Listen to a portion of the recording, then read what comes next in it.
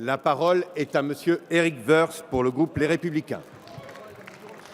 Monsieur le Premier ministre, dans un pays où la peur de l'avenir devient un handicap majeur, où le chômage de masse s'installe comme jamais, où la dette plombe la compétitivité et l'investissement, vous réalisez l'exploit de présenter un budget où il ne se passe strictement rien. Rien de bon, rien de fort, rien qui puisse répondre aux gigantesques enjeux auxquels est confronté notre pays, rien qui entraîne les Français vers une autre vision, plus juste, plus entreprenante, plus innovante de la France. Et il y a un deuxième exploit, celui de faire systématiquement moins bien que les autres pays qui sont nos principaux partenaires. La dépense publique augmente et le déficit de l'État ne baisse que de 2 petits milliards.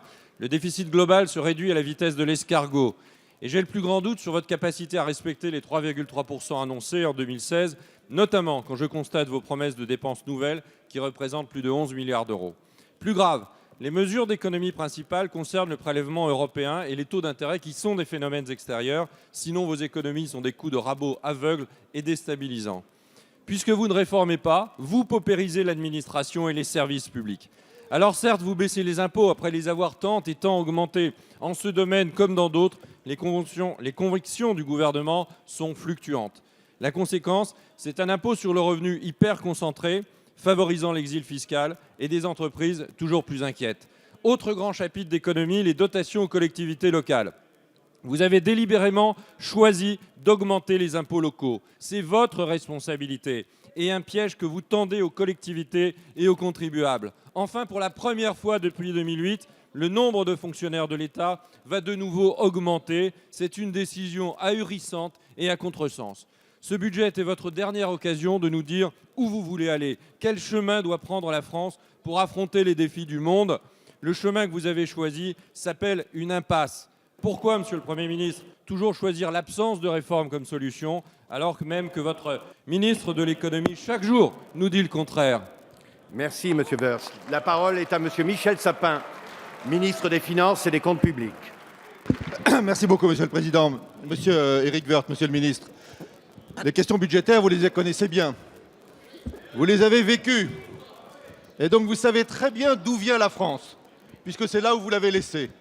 Avec une dette considérable, avec des déficits considérables, avec des augmentations d'impôts considérables, que ces impôts portent sur les entreprises ou qu'ils portent sur les ménages. C'est de là d'où nous partons, là où vous nous avez laissés.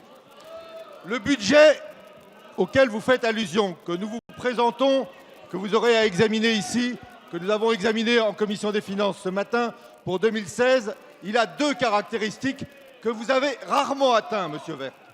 Première caractéristique, c'est un budget qui se fonde sur des objectifs qui ont été atteints. L'objectif de croissance pour 2015, 1%, il sera atteint. L'objectif pour l'année prochaine de 1,5%, il est considéré par tous les observateurs extérieurs comme un objectif réaliste. La croissance reprend là où vous l'avez laissé à un niveau totalement atone. Deuxième chose, ce budget, c'est le budget des engagements tenus. Nous avons pris des engagements vis-à-vis des entreprises. Vous avez augmenté les taxes sur les entreprises, nous les diminuons parce qu'il faut redonner aux entreprises des marges de manœuvre pour leur permettre d'investir et pour leur permettre d'embaucher. C'est nous qui le faisons avec le pacte de responsabilité qui continuera à être mis en œuvre l'année prochaine. Engagement tenu vis-à-vis des ménages, puisque vis-à-vis des ménages, nous avions pris l'engagement, la majorité avait pris l'engagement de baisser en 2 ans de 5 milliards les impôts qui pesaient sur les ménages.